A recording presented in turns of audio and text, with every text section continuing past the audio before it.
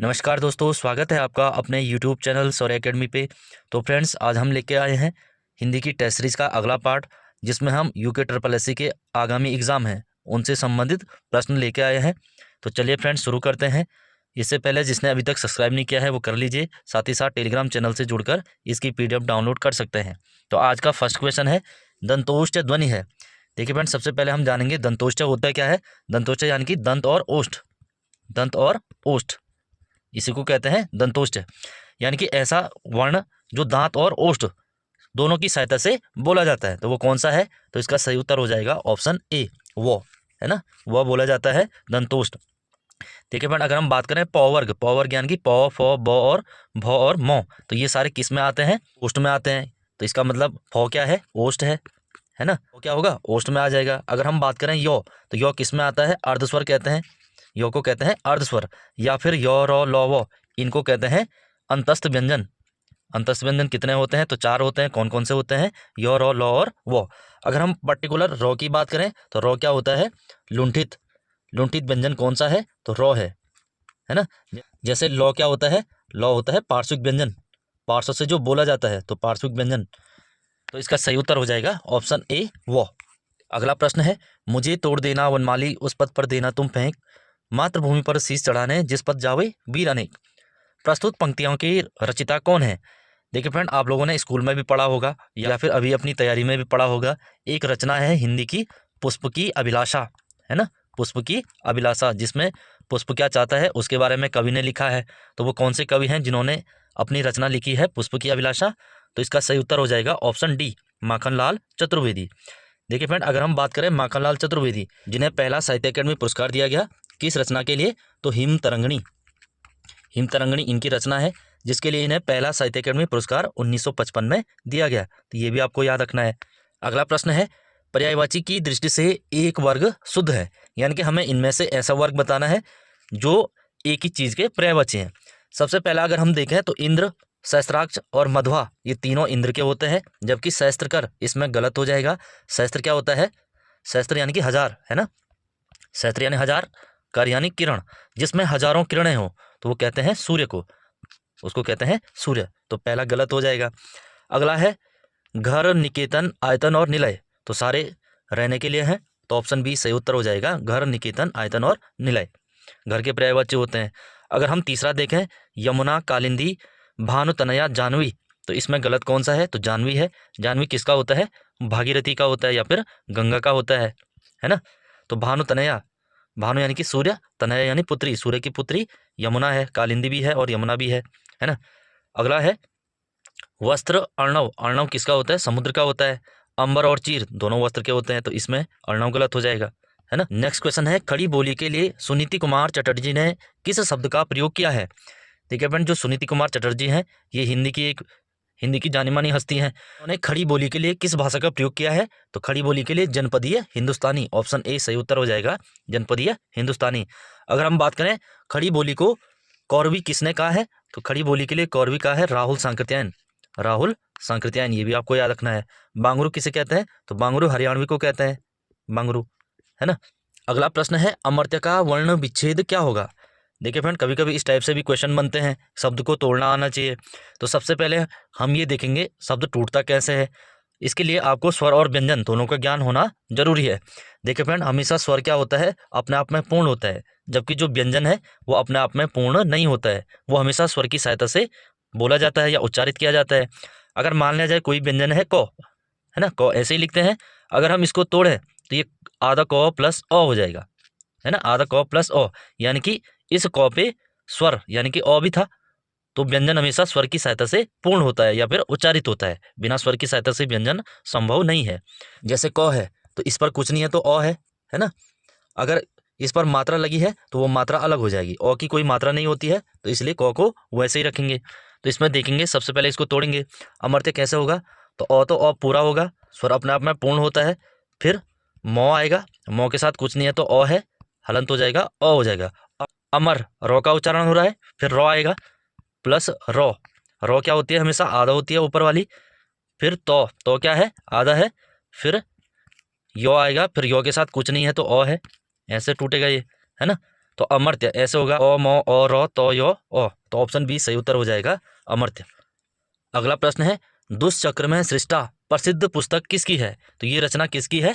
देखिए फ्रेंड, अगर आप इस रचना की बात करें, इसको 2004 में साहित्य अकेडमी इस रचना के लिए दिया गया है। तो ये रचना है, ऑप्शन ए सही उत्तर हो जाएगा, ब्रेन डंगवाल, है ना। अगला प्रश्न है, किस प्रकार के पत्र में प्रेषक अधिकारी सामान्यतः केवल अपने हस्ताक्षर ही करता है और अपने पद का उल्लेख नहीं करता है? देखिए फ्रेंड, पत्रों से भी क्वेश्चन आते हैं, सरकारी पत्र, अर्ध सरकारी पत्र, या औपचारिक या अनौपचारिक, है ना। परिपत्र होता है, कार्यालय ज्ञाप होता है, आदेश होता है, तो इस टाइप से हमेशा क्वेश्चन बनते हैं। तो इसमें कह रहा है कि किस पत्र में प्रेषक कौन होता है? सबसे पहले ये जानना जरूरी है, प्रेषक कौन होता है। प्रेषक यानी कि जो भेज रहा है, जो पत्र लिखकर भेज रहा है, वही प्रेषक है। तो उसी के बारे में बात हो रही है कि वो अपने केवल साइन करता है और अपने पद का उल्लेख नहीं करता है। तो सरकारी पत्र में तो हमेशा पद का उल्लेख भी होता है और साइन भी होता है ना। परिपत्र भी सरकारी के अंतर्गत आता है, तो इसलिए इसमें पद भी होगा और साइन भी होंगे। कार्यालय ज्ञापन ये भी सरकारी के अंतर्गत आता है, तो इसमें भी पद और साइन होंगे। तो ऑप्शन बी बचा, अर्ध सरकारी पत्र, ऑप्शन बी राइट आंसर हो जाएगा। अगर हम बात करें अर्ध सरकारी पत्र किसे कहते हैं, तो ऐसे अनौपचारिक पत्र जो सरकारी काम के लिए लिखे जाते हैं। अनौपचारिक तो हैं, बट वो लिखे किसके लिए जा रहे हैं? सरकारी कामकाज के लिए लिखे जा रहे हैं। तो ऑप्शन बी सही उत्तर हो जाएगा। पत्रकारिता की जल्दी क्लास लाई जाएगी, जिसमें आपको ये सब कुछ पढ़ाया जाएगा, कौन सा पत्र क्या है, अर्ध सरकारी क्या है, परिपत्र क्या होता है ना। जुड़े रहिए हमारे चैनल से।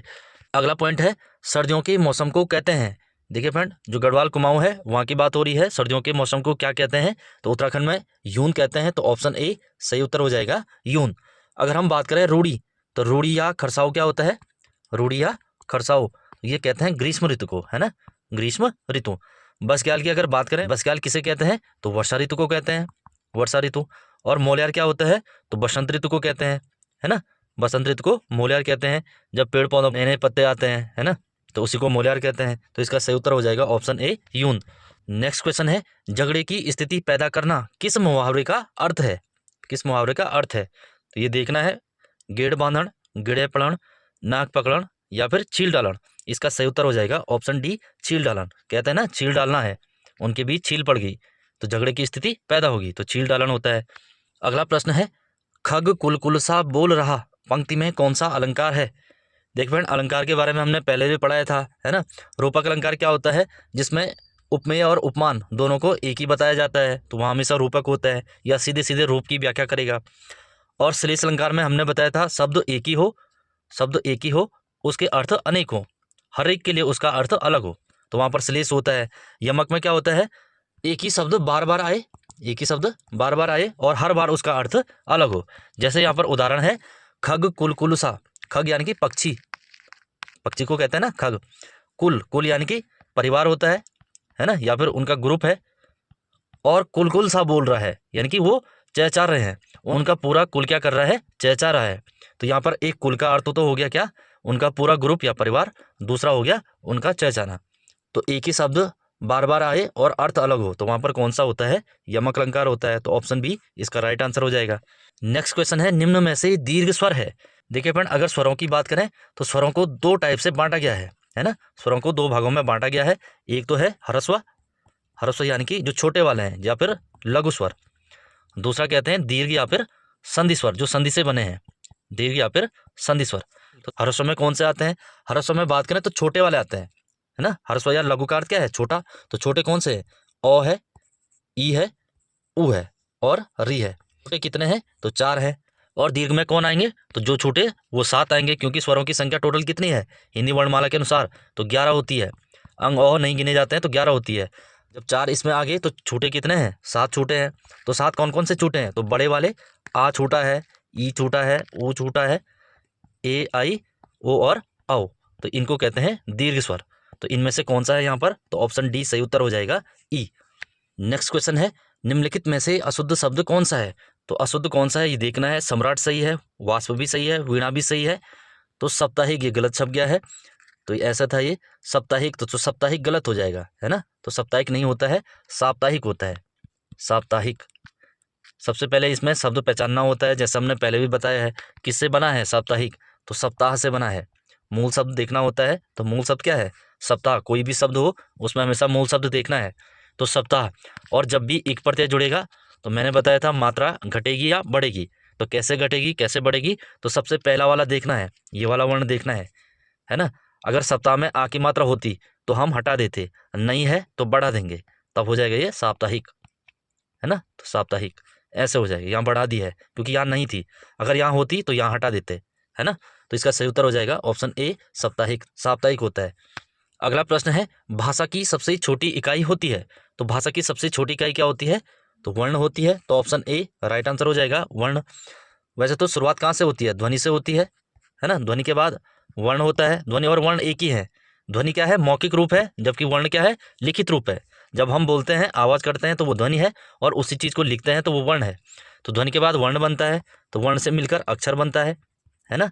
अक्षर के बाद क्या बनता है, शब्द बनता है। जब हमने अक्षर मिलाए तो शब्द बना। शब्द का जब वाक्य में प्रयोग होता है तो उसको पद कहते हैं। तो बहुत सारे पद मिलकर क्या बनाते हैं, पदबंध बनाते हैं, पदबंध, है ना। तो पदबंध के बाद उपवाक्य बनता है, उपवाक्य के बाद वाक्य बनता है, और वाक्य के बाद भाषा समझ आती है, बोलना क्या चाह रहा है। तो सबसे बड़ी इकाई तो हो गया वाक्य, और सबसे छोटी इकाई तो वर्ण। ये दोनों आपको ध्यान रखना है। अगर सार्थक इकाई पूछेगा तो सार्थक होती है शब्द, सार्थक होती है शब्द। सार्थक यानी कि अर्थ सहित। तो सबसे पहले वाक्य में अगर हम अर्थ देखें तो किसका होता है, शब्द का कुछ ना कुछ अर्थ होता है, तो वहीं से हमें अर्थ पता लगता है। अगर हमने क लिखा सिर्फ तो पता ही नहीं लगेगा कि कहना क्या चाह रहा। जब हमने लिखा कारण तो तब शब्द लिखा है तो अर्थ पता लग गया, तो कारण कह रहा है ना। तो सार्थक इकाई होती है शब्द, तो ये आपको याद रखना है। सबसे छोटी इकाई वर्ण है, सार्थक इकाई है शब्द, और सबसे बड़ी इकाई वाक्य है। अगला प्रश्न है, उत्पत्ति की दृष्टि से शब्दों के कितने भेद हैं। अब यहाँ पर उत्पत्ति की दृष्टि से बोल रहा है। देखिए अगर हम शब्दों की बात करें तो सबसे पहले अगर हम देखें, दो प्रकार के होते हैं। किस टाइप से, रूप या प्रयोग के आधार पर, रूप या प्रयोग के आधार पर, है ना। दो प्रकार के होते हैं, कौन कौन से, एक तो विकारी शब्द, दूसरे अविकारी शब्द। ये रूप या प्रयोग के आधार पर होते हैं, विकारी और अविकारी। अगर हम बात करें तीन, तो तीन किस आधार पर होते हैं, रचना के आधार पर, कैसे वो शब्द बने हैं, रचना या बनावट के आधार पर। तो तीन प्रकार के होते हैं, कौन कौन से, रूढ़, यौगिक और योग रूढ़।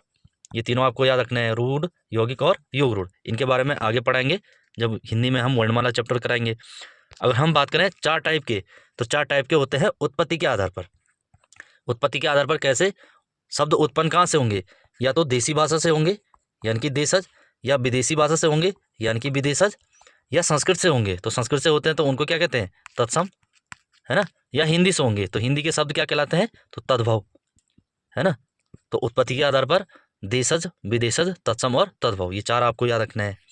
तो फ्रेंड्स इसको यहीं पर समाप्त करते हैं। जिन्होंने अभी तक सब्सक्राइब नहीं किया है वो कर लीजिए, और साथ ही साथ टेलीग्राम चैनल से जुड़कर इसकी PDF डाउनलोड कर सकते हैं। Thank you for watching.